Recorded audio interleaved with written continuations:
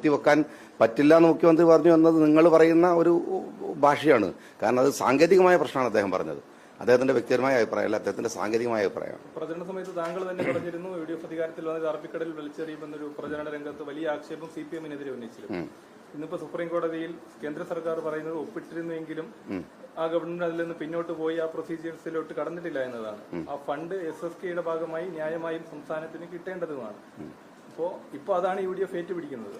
അത് കൈരളിയുടെ പ്രത്യേകമായ ഒരു നിരീക്ഷണമാണ്. കാരണം എന്താണെന്ന് വെച്ചാൽ ഞാൻ പറയട്ടെ അതെന്താണെന്ന് വെച്ചാൽ സുപ്രീം കോടതി ഗവൺമെന്റിനെ തടഞ്ഞു വെച്ച പണം 90 ചില്ലാനം കോടി രൂപ തടഞ്ഞു വെച്ചു. ആ തടഞ്ഞു വെച്ച പണം ഇതിൽ ഒപ്പിട്ടാൽ മാത്രമേ കൊടുക്കുള്ളൂ എന്ന് പറയുകയും ഒപ്പിട്ട ശേഷം സെൻട്രൽ ഗവൺമെന്റിന്റെ വിഹിതമായിട്ടുള്ള ആ പണം ഇവിടെ വരികയും ചെയ്തു. അതതിന്റെ വസ്തുതാപരമായ കാര്യം. ഞങ്ങളത് പരിശോധിക്കുകയും ചെയ്തിട്ടുണ്ട്. ഏത് ഫണ്ടായാലും ആ ഫണ്ട് ഗവൺമെന്റ് തടഞ്ഞു വെച്ചിരിക്കുകയായിരുന്നു. PMCയിൽ ഒപ്പിട്ടാലേ കൊടുക്കുള്ളൂ എന്ന് ഗവൺമെന്റ് പറഞ്ഞു. ഒപ്പിട്ടതിന് ശേഷം ആ പണം കൊടുത്തു.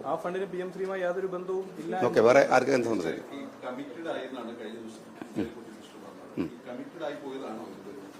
അല്ല, അത് അങ്ങനെയല്ല. അദ്ദേഹത്തിന്റെ ഞാൻ പറഞ്ഞല്ലോ, ഈ ചില വാചകങ്ങൾ എടുത്തിട്ട് ഇപ്പൊ ഈ അറബിക്കടലിൽ നിന്നൊക്കെ ചോദിക്കണമായിട്ടുള്ള വർത്താനാണത്. രാഷ്ട്രീയത്തിൽ പറയണത് ഒരു പുസ്തകം കൊണ്ട് ഒരു അറബിക്കടലിൽ അറിഞ്ഞാൽ അവസാനിക്കൂലല്ലോ. അതൊക്കെ പ്രസംഗത്തിലെ ചില പ്രയോഗങ്ങളാണ്. സാമാന്യമായ യുക്തിക്ക് മനസ്സിലാവും, രാഷ്ട്രീയം ഉണ്ടായപ്പോൾ മനസ്സിലാവില്ല. അത് അദ്ദേഹം പറഞ്ഞൊരു പ്രയോഗത്തിന്റെ പ്രശ്നമാണ്. കമ്മിറ്റഡ് ഞാൻ പറഞ്ഞ പോലെയാണ്. ഒരു ഗവൺമെന്റ് അസൈൻ ചെയ്യുന്ന ഒരു കാര്യത്തിൽ നിന്ന് ഞാനിപ്പോൾ ഒരു ഉത്തരവാദപ്പെട്ട മിനിസ്റ്ററാണ്. എനിക്കിപ്പോൾ കഴിഞ്ഞ ഗവൺമെന്റ് ചെയ്ത ഒരു സമീപനത്തെ ഒറ്റയടിക്ക് അതിൽ നിന്ന് മാറി പോരാൻ കഴിയില്ല. അതിന് സമയമെടുക്കും. 1 മാസം കഴിഞ്ഞതേ ഉള്ളൂ. ഞങ്ങളെ കാര്യങ്ങളുമായിട്ട് മുമ്പോട്ട് പോയിക്കൊണ്ടിരിക്കുകയാണ്. ഞങ്ങൾക്ക് അതിനകത്ത് സെൻട്രൽ ഗവൺമെന്റിന്റെ ഫണ്ടുകളുമായി ബന്ധപ്പെട്ട് 2 പോളിസി ഉണ്ട്.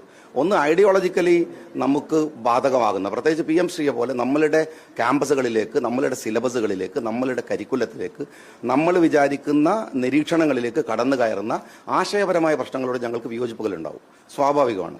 അതേസമയത്ത് സെൻട്രൽ ഗവൺമെന്റിന്റെ എല്ലാ പണത്തും വേണ്ടെന്ന് പറയുന്ന തരത്തിലേക്കുള്ള സമീപനം ഞങ്ങൾ എടുക്കില്ല. കാര്യം എന്തുകൊണ്ടാണെന്ന് വെച്ചാൽ ഇത് സെൻട്രൽ ഗവൺമെന്റിൽ അവരുടെ സ്വന്തം പൈസ അല്ലല്ലോ. യഥാർത്ഥത്തിൽ ഈ മേഖലകളിലുള്ള നോർത്തിൽ നിന്ന് സൗത്തിലുള്ള സ്റ്റേറ്റുകൾക്ക് അവർ കൊടുക്കുന്ന ടാക്സിന്റെ വീതം പോലും കൃത്യമായിട്ട് തിരിച്ചു കിട്ടുന്നില്ല എന്നുള്ള ആക്ഷേപം നിലനിൽക്കെ അത് പരമാവധി വാങ്ങിയെടുക്കുക എന്നുള്ളത് ഗവൺമെന്റ് ചെയ്യേണ്ടതാണ്. പക്ഷെ പോളിസി വൈസ് ആയിട്ട് ചില കാര്യങ്ങൾ അതാണ് PMC എന്ന് പറയുന്നത്.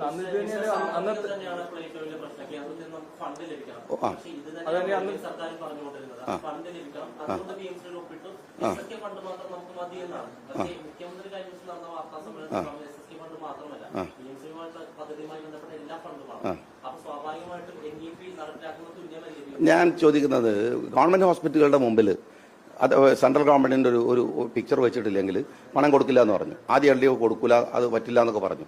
പക്ഷെ സത്യത്തിൽ പിന്നീട് അത് എല്ലാ ഹോസ്പിറ്റലുകളും പോയാൽ കാണാം, എല്ലാം അവിടെ ചിത്രം വെച്ചിരിക്കുന്നു, പണം വാങ്ങി. അതിന് ആക്ഷേപിക്കാൻ ഞങ്ങൾ വരാതിരിക്കുന്നത് അത് ഐഡിയോളജിക്കൽ പ്രോബ്ലം അല്ല. കാരണം കേന്ദ്രം ഭരിക്കുന്ന ആളുകൾ പലതരത്തിൽ പേരുകളിൽ സ്കീമുകൾ ഉണ്ടാക്കും.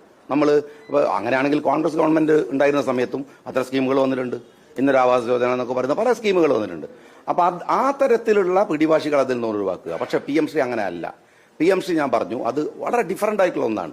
അതുകൊണ്ട് രണ്ടും രണ്ടായിട്ട് തന്നെ കാണുന്നത്. മുഖ്യമന്ത്രി പറഞ്ഞ രീതി, ആ രീതിയോടാണ് ഞാൻ പറയുന്നത്.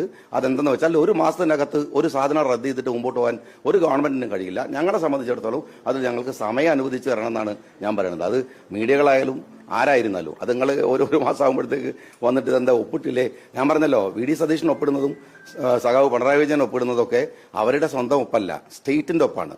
സ്റ്റേറ്റ് എടുക്കുന്ന ഒരു കരാറിൽ, സ്റ്റേറ്റ് ഒപ്പുവെക്കുന്ന ഒരു കരാറിൽ നിന്ന് അങ്ങനെ നമ്മളുടെ ഒരു വൈരാഗ്യ ബുദ്ധി കൊണ്ട് ഇറങ്ങി പോരാനൊന്നും പറ്റില്ല.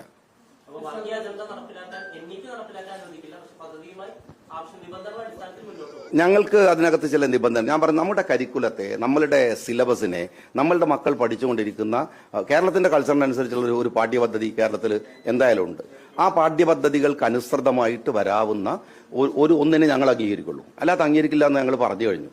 അത് ക്ലാരിഫൈ ചെയ്യണമെങ്കിൽ, അത് കറക്റ്റ് ചെയ്യണമെങ്കിൽ ഞങ്ങൾക്ക് സമയം ആവശ്യമുണ്ടാവും, സ്വാഭാവികമായ സമയം ആവശ്യം ഉണ്ടാവും. അത് എല്ലാവർക്കും മനസ്സിലാകുന്ന കാര്യമല്ലേ. ഒരു ദിവസം വന്ന് പിറ്റേന്ന് ഇദ്ദേഹം ചോദിക്കുന്ന അറബിക്കടലിൽ ഇറങ്ങിയില്ലെന്നൊക്കെ ചോദിച്ചാൽ ഒരു പ്രസംഗത്തിനകത്ത് അറബിക്കടലിൽ ഇറങ്ങിയില്ല, അതൊക്കെ ഒരു വലിയ രാഷ്ട്രീയമായിട്ട് കൊണ്ടുവരികയാണ്. അറബിക്കടലിൽ കൊണ്ടുപോയിട്ട് സർക്കാരിന് കരാർ അറിയാൻ പറ്റുമോ? അതൊക്കെ ടെക്നിക്കൽ പ്രസംഗത്തിൽ അങ്ങനെ പ്രയോഗമുണ്ടോ? അതൊക്കെ രാഷ്ട്രീയമായിട്ട് പറയുകയാണെങ്കിൽ അതൊക്കെ തെരുവിൽ പറയേണ്ടുന്ന രാഷ്ട്രീയമാണ്. ഒരു വളരെ സീരിയസ് ആയിട്ട് ഒരു മീഡിയയുടെ അകത്തിരുന്നിട്ട് പിന്നെ കൈരളിക്ക് ചോദിക്കാം, നിങ്ങൾക്ക് അതിന് റൈറ്റ് ഉണ്ട്, ആ ചോദിച്ചോളൂ, ഞാൻ പറയേണ്ട ഞാൻ തീരുമാനിക്കണം. അപ്പൊ അതുകൊണ്ടാ